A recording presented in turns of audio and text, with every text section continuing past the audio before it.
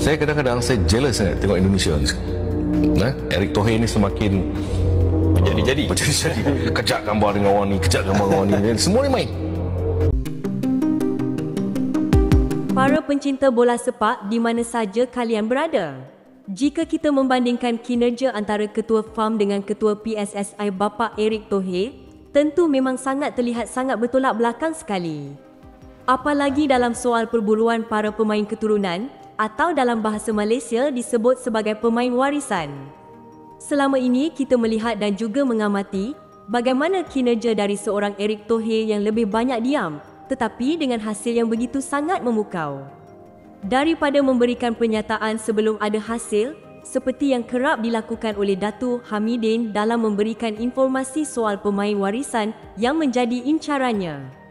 Namun, Bapa Erick Thohir lebih senang melakukan kerja dalam diam dan baru mengumumkan apabila sudah positif untuk dinaturalisasi dan bersedia dinaturalisasi. Selain itu, apabila kita melihat bagaimana proses naturalisasi di antara kedua belah pihak ini, antara FAM dan juga PSSI, kita semua dapat melihat kalau FAM lebih banyak mengungkapkan sebuah rencana tapi realisasinya tidak bisa dibuktikan. Berbeza dengan PSSI, kita juga dapat melihat dengan datangnya begitu banyak pemain keturunan yang begitu sangat senang dalam membela tanah leluhurnya. Hal seperti inilah yang sedang diinginkan oleh para pundit dan juga fans bola sepak di Malaysia. Kenapa kinerja FAM tidak bisa seperti Ketua PSSI yang bekerja dengan mudahnya dan berhasil membawa para pemain keturunan Grade A yang siap membela tanah leluhurnya? Setelah Aliano Rangers dan juga Mas Hilkers, akan disusul oleh Kevin Day yang tentunya akan memperkuat lini pertahanan Timnas Bola Selak Indonesia. Timnas Bola Sepak Indonesia adalah hasil kerja keras dari seorang Erick Thohir dan juga jajarannya. Hal seperti inilah yang begitu diharapkan banyak para pundit dan juga fans bola sepak di Malaysia. Begitu iri dengan keberhasilan Timnas Indonesia dan keberhasilan jajaran PSSI dalam menaturalisasi para pemain keturunan yang siap membela Timnas tanah leluhurnya. Sementara di Malaysia, semuanya hanya sekedar rencana dan rencana. Bagaimana menurut pendapat kalian tentang banyaknya pundit-pundit bola sepak di Malaysia yang begitu iri dengan kinerja dari seorang Ketua Umum PSSI Bapa Erick Thohir dan juga jajarannya? Mereka membandingkan dengan kinerja dari Ketua FAM yang tidak sesukses Erick Thohir dalam mencari para pemain keturunan. Dan seperti inilah cuplikan videonya. Pasukan Bahrain takut dengan Timnas Indonesia. Dalam game yang lepas, Bahrain rasuah West End, tetapi sekarang mereka nak rasuah FIFA dan juga AFC. Memang bapa. Pasukan Bahrain mahu perlawanan menentang Indonesia ditukar ke lokasi yang baru demi keamanan. Tetapi PSSI mahu perlawanan ini berlangsung dekat Indonesia. PSSI akan membuat surat kepada AFC dan mereka akan menjaga keamanan pasukan Bahrain. Kalau pasukan Bahrain takut sangat lawan dengan Timnas Indonesia, lebih bagus duduk dekat rumah nonton Upen Ipen saja lagi bagus. Saya rasa pemain warisan. Saya kadang-kadang jealous sangat tengok Indonesia ni. Erick Thohir ni semakin menjadi-jadi. Kejap gambar dengan orang ni, kejap gambar dengan orang ni. Semua ni main. Tapi di sana untuk menaikkan bola sepak mereka dalam kedudukan yang lebih baik, kita tak payah ambil orang lain, kita ambil Indonesia je. Okay, saya ingat lagi pada pertemuan dengan Duli Yang Mulia Tengku Kota Johor, Tuanku ada berkata, titah tu dia kata, Rizal, you tengok, you kena alert ya, Indonesia will come. Erick Thohir tengah buat kau-kau. Betul. Jadi kita ni kadang-kadang yalah, Kelana Jaya pun kena tengok juga kan. Sebab apa? Yang duk buat kerja ni netizen post Pak Long ni ada di sini, mak dia ni, mereka pun carilah. Dari segi rekrutmen, kena ada orang yang betul-betul scouting yang pergi tengok dan dia ikut corak apa yang head coach nak. Pandangan ni mungkin pandangan jangan salahkan saya pula, ni pandangan. Saya rasa FM boleh sebenarnya melantik Asmoi Bakiri ke, tak, ini cakap betul ni, ex player betul, okey, untuk scouting, okey, nama dia sekian-sekian ni, dua ada di mana, okey, hantar pergi tengok betul-betul, pergi check betul-betul. Maksudnya hari tu pergi duduk sana 2 minggu okey, settle betul, mak dia orang Padang Serai, kahwin dengan ni, semua clear. Ni tak, kita selalu buat, ni ada ni suara ni, cek player ni nak main, tiba-tiba tak boleh. tak check pula rules dengan FIFA. Benda-benda macam ni.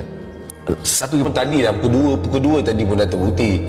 Bukan melidakkan pemain-pemain seperti apa Pat Davis ke, Kobe Ong ke, Noah Lain ke, bukan. Ini tambahan kepada pemain yang perlu kita bawa masuk. Sebab kalau Indonesia pun kita tengok mereka dah plan tu pun mereka dah tahu dah seperti kelayakan World Cup itu mereka dah susun dah perlu bawa masuk. Kalau tak bawa takkan sampai ke tahap macam tu dia boleh bawa. Dia tahu depa punya tahap mana depa mana tu. Tu yang maksud saya tadi tu, kita pun kalau nak ambil pun pada saya, pandangan saya lebih kepada posisi keperluan. Dia tak, sebab terlampau ramai yang di luar ni nak ambil tu mudah aja, siapa-siapa je. Dia tak boleh ambil tu siapa-siapa tak boleh. Maksudnya kita nak ambil striker 2 orang. Yes, midfield 2 orang, defend mengikut posisi yang kepentingan. Takut main di GBK.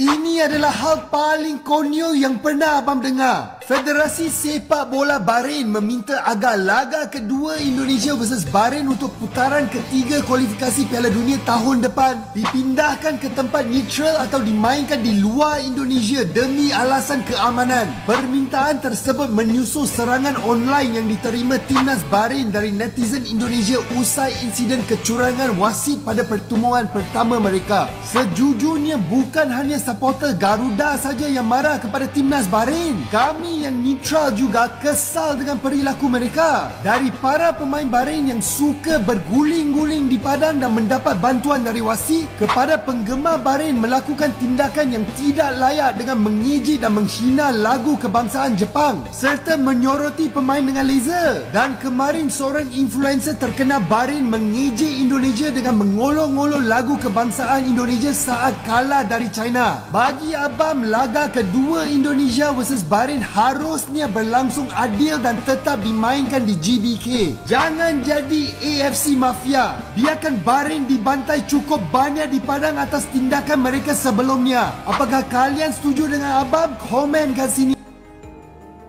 Nah, itulah videonya teman-teman. Ternyata banyak cerita dari para netizen dan daripada pundit serta dari pengamat sepak bola Malaysia yang belum kita ketahui teman-teman. Ternyata di antara mereka itu banyak yang setuju dan mendukung kemajuan timnas Indonesia. Tapi banyak pula yang tidak setuju dan malah benci kepada kemajuan sepak bola kita teman-teman. Tapi tak apalah, itu urusan mereka.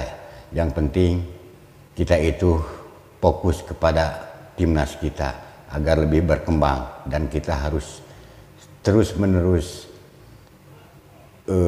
mendukung mereka begitu teman-teman. Karena apa?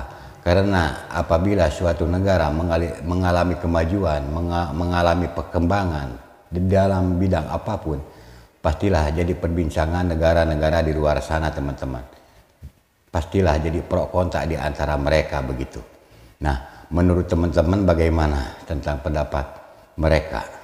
Jika teman-teman punya pendapat lain, silahkan sampaikan lewat kolom komentar. Dari saya dicukupkan sampai di sini dulu. Sampai jumpa lagi di video yang akan datang. Wassalamualaikum warahmatullahi wabarakatuh.